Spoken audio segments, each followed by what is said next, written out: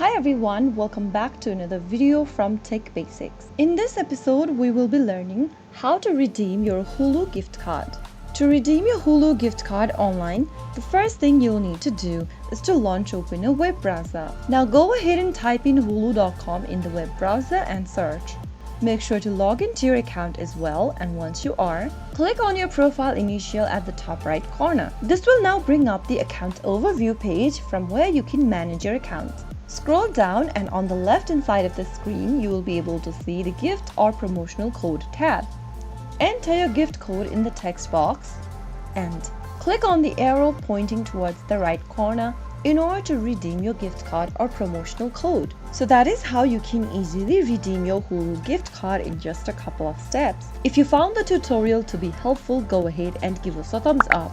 Don't forget to subscribe to the channel by hitting the subscribe button.